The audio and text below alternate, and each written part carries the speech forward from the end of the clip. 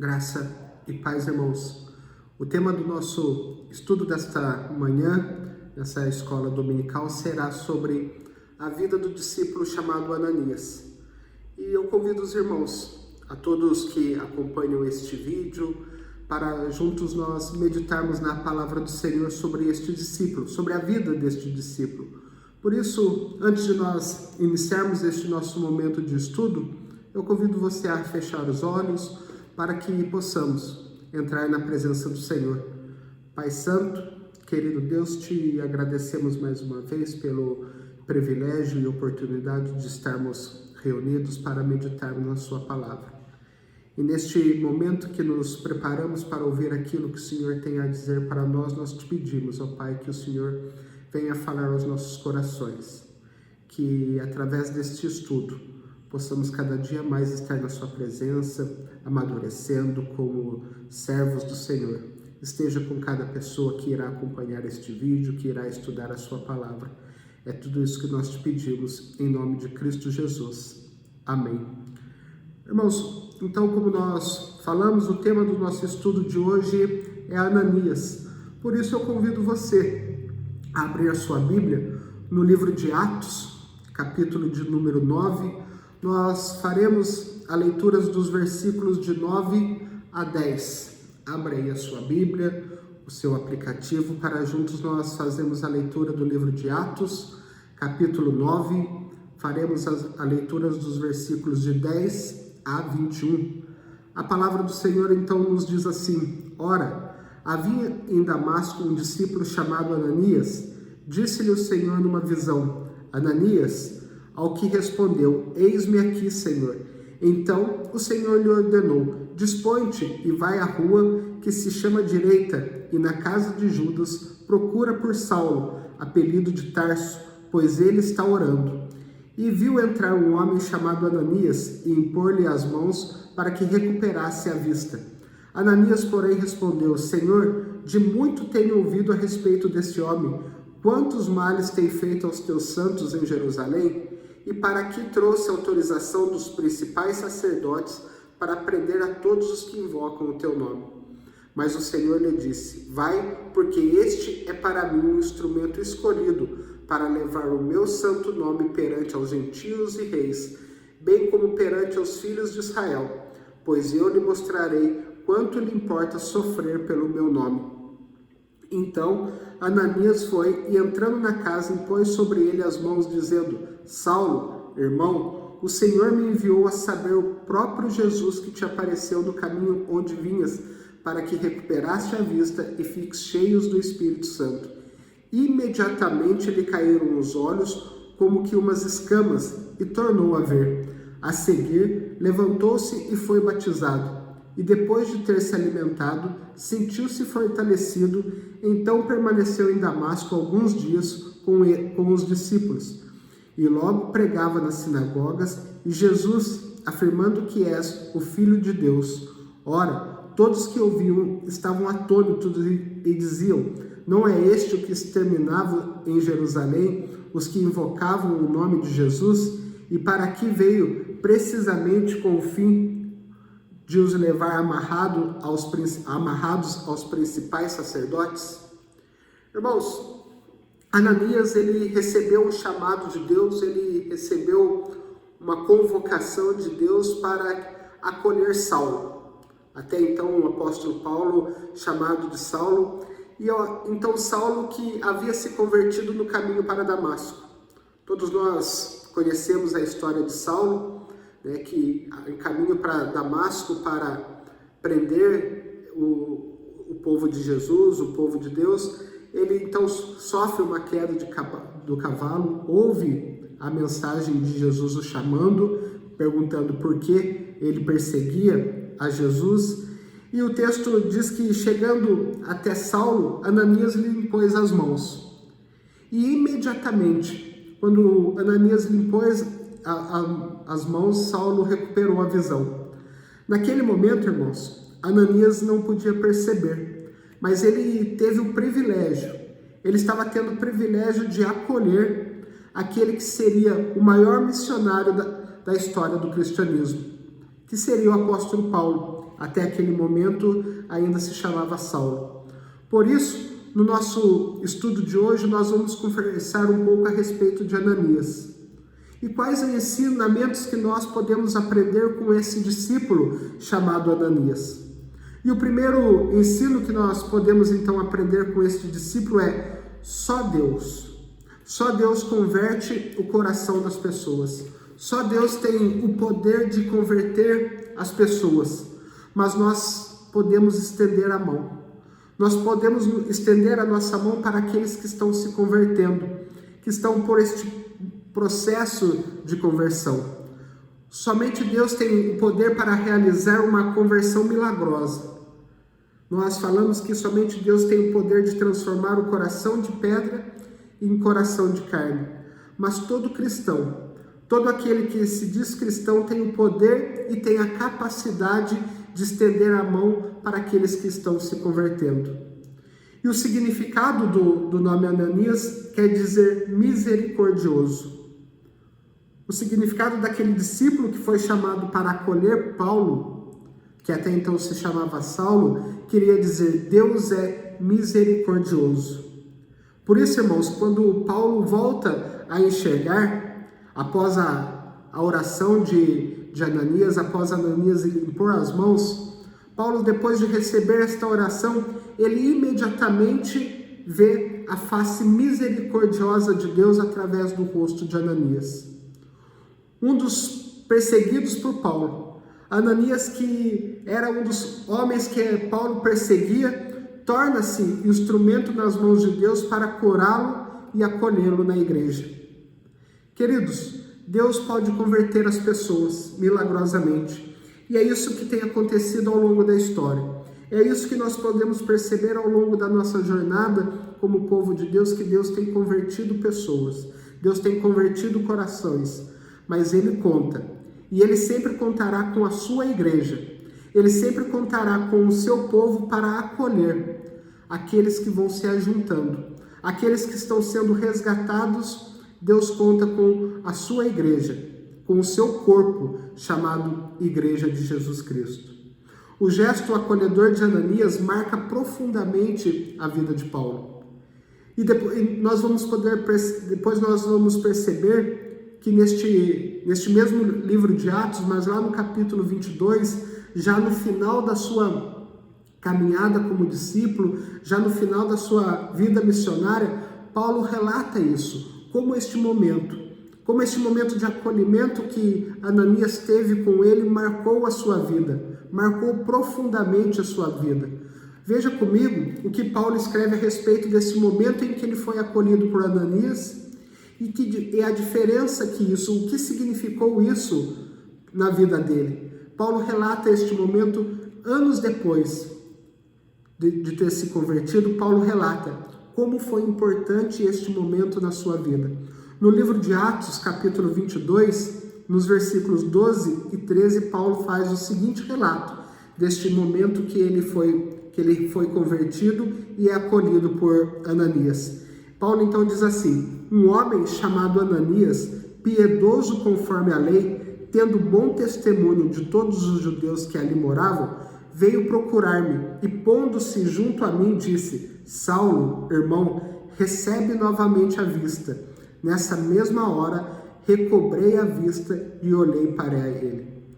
Irmãos, anos se passaram, Paulo teve diversas experiências com Deus, Paulo teve diversas experiências na sua vida missionária, mas aquele momento da sua conversão, aquele momento em que ele foi acolhido por Ananias, marcou profundamente a vida de Paulo. Ainda estava vivo na memória de Paulo este momento. Anos depois, Paulo ainda se lembrava de cada detalhe, de cada gesto de Ananias, de cada detalhe daquele momento, Paulo ainda se lembrava. Por isso, o nosso estudo de hoje é um convite. É um convite porque nós precisamos acolher bem aqueles que Deus envia para congregar conosco. Nós precisamos acolher aqueles que são chamados por Deus e enviados até a nossa comunidade para ser doutrinado, para ser acolhido pelo povo de Deus. Todo convertido, Toda pessoa que está no seu processo de conversão precisa de um Ananias na sua vida. Por isso, neste estudo eu gostaria de perguntar para você, e aí você pode deixar anotado aí nos comentários deste vídeo, quem foi o Ananias na sua vida?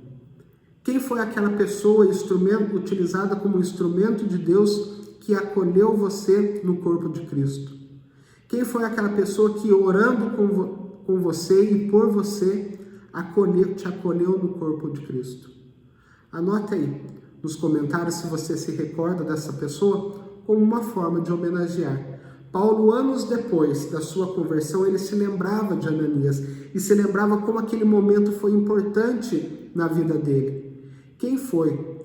Quem foi o seu Ananias? Quem foi o Ananias na sua vida? Quem foi essa pessoa? Instrumento de Deus para te auxiliar na sua conversão. E a outra pergunta que eu gostaria de deixar para você é: e você? Para quem você tem sido um Ananias? Esse é o ministério que Deus deu a todos os cristãos. O ministério de acolhimento. O ministério ao receber pessoas, Deus deu para todos os cristãos. Todos nós temos o privilégio de acolher aquele que Deus vai trazendo para se ajuntar conosco. Você tem sido um Ananias para aqueles que estão se convertendo? Mas o segundo ensino que Ananias traz para nossa reflexão é: peça sempre a direção de Deus. Vivemos na era da informação. Tudo que nós precisamos nos informar, seja uma receita de bolo, ou uma receita na cozinha, ou seja a informação que nós precisamos buscar na internet, nós temos diversas possibilidades de nos informar. Nós estamos vivendo a era da informação. Tudo que nós precisamos nos informar está na ponta dos dedos. Mas se nós não tivermos o discernimento, se nós não fizermos uma reflexão, nós acabamos acreditando e compartilhando tudo aquilo que é lançado na internet. E acabamos compartilhando mentiras, ou como está em uso as famosas fake news. Ananias tinha informação a respeito de quem era Saulo.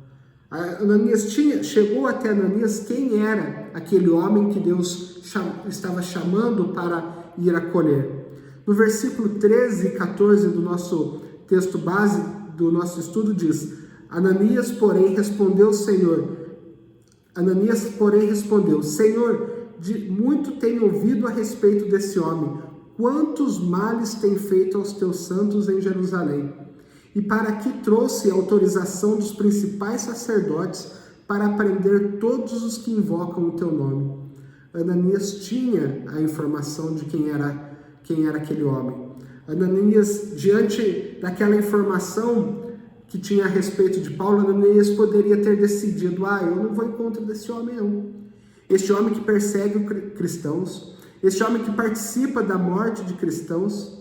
Mas a partir do momento que Ananias estabelece um diálogo com Deus, a partir do momento em que ele recebe as orientações e mesmo diante das suas informações, ele vai até Saulo, e mesmo diante daquelas informações que ele tinha sobre Saulo, isso não se torna impedimento para o acolhimento daquele homem, porque ele discerniu a respeito daquilo que Deus havia orientado. Por isso, em todas as nossas decisões precisam ser tomadas somente depois de discernirmos aquilo que Deus tem para a nossa vida. Por isso, nossas decisões não podem ser tomadas somente baseadas naquelas informações que nós temos. As nossas decisões, elas precisam ser direcionadas depois de um diálogo que nós temos com Deus através das nossas orações.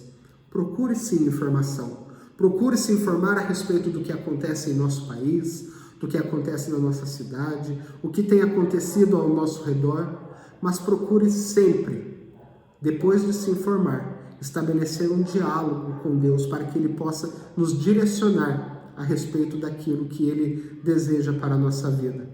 A informação sem a orientação de Deus pode nos paralisar.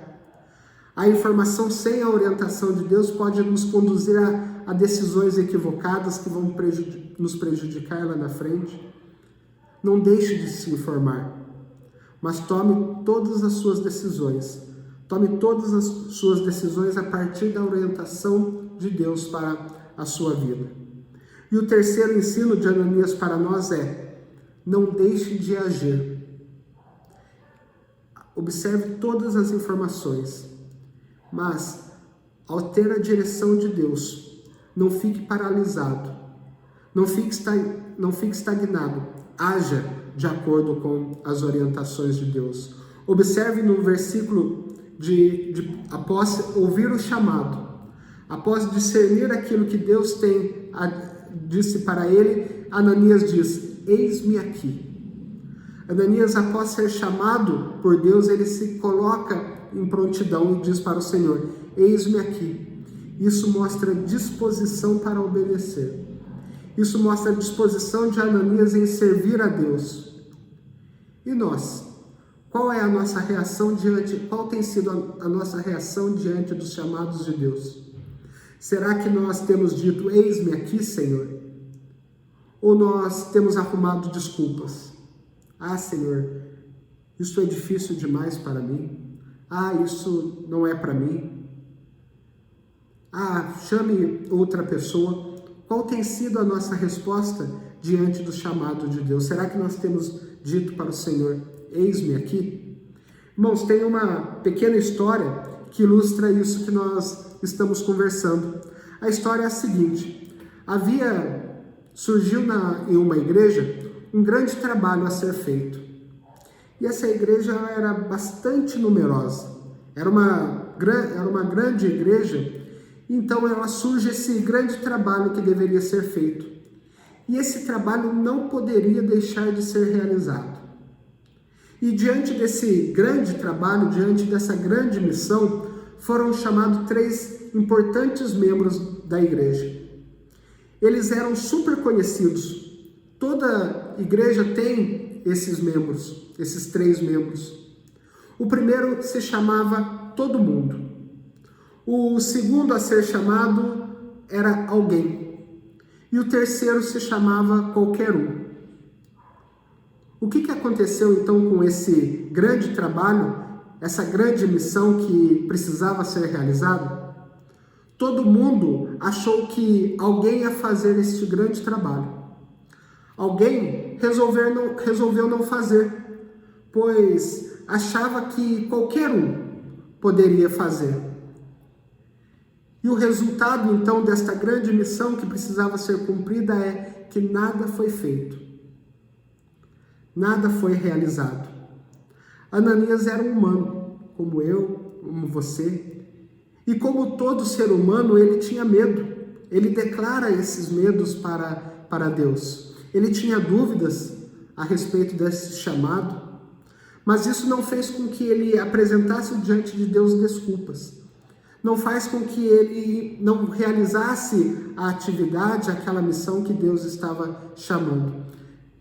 Ananias não fugiu daquele trabalho, não deixou para alguém, achando que todo mundo poderia realizar, porque ele sabia que aquela missão, aquele trabalho precisava ser realizado. Ananias não inventou desculpa dizendo: ah, Deus, alguém vai escolher Saulo. Ou, ah, Deus, certamente qualquer um poderá fazer esse trabalho.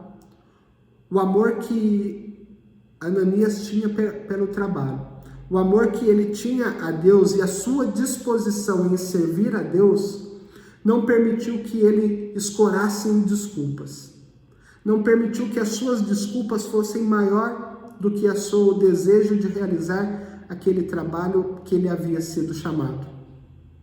Por isso, nossas dúvidas, nossos medos e principalmente a nossa preguiça não pode ser causas que tiram a nossa disposição em realizar o trabalho e a missão que Deus entregou a cada um de nós. Para nós concluirmos nosso momento de estudo, nós precisamos refletir. Refletir que havia em Damasco uma carta viva. Havia em Damasco um homem chamado Ananias. E através desta carta viva, Através deste homem chamado por Deus, nós aprendemos que só Deus pode converter o coração das pessoas. Mas como Ananias, nós podemos chamar aqueles que se achegam a nós, que se achegam à nossa comunidade. Nós podemos chamar essas pessoas de irmãos. Nós podemos acolher essas pessoas. Havia em Damasco um coração que estava sendo convertido por Deus, milagrosamente por Deus. E havia em Damasco um homem, um discípulo, com a mão estendida, mesmo diante das dúvidas e medos, mas isso não impediu que ele estendesse a sua mão para acolher aquele que estava sendo convertido. Por isso, não impeça que nenhuma informação que você tenha a respeito, nenhuma dúvida que você tenha, não deixe que isso impeça que você acolha as pessoas. Não deixe que isso seja barreiras para que possamos acolher pessoas e chamarmos de irmãos aqueles que Deus tem colocado na nossa igreja. E o que nós podemos fazer por essas pessoas? Podemos orar com elas, podemos orar por elas, podemos sentar ao lado delas e ouvir aquilo que ela tem a dizer para nós. Podemos acolhê-las e dizer: eis-me aqui, Senhor. Podemos dizer que esta pessoa faz parte do corpo de Cristo, na comunidade metodista em Lorena. Que nós sejamos acolhedores, que nós sejamos o olhar, a face misericordiosa de Deus na vida dessas pessoas. E que ao olhar para nós, elas possam enxergar esse olhar misericordioso de Deus na vida delas. E que Deus nos abençoe. E que Deus nos abençoe para que possamos entender que além de ser uma missão, sermos acolhedores, é também um privilégio sermos instrumentos nas mãos de Deus para acolher aqueles que estão sendo chamados, para acolher aqueles que estão sendo convertidos. Que Deus abençoe a sua vida, a vida de cada pessoa que tem acompanhado os nossos estudos dominicais, e que você seja sempre esta face misericordiosa nas mãos de Deus para acolher as pessoas que Ele tem chamado para a nossa comunidade. Que Deus abençoe. Amém.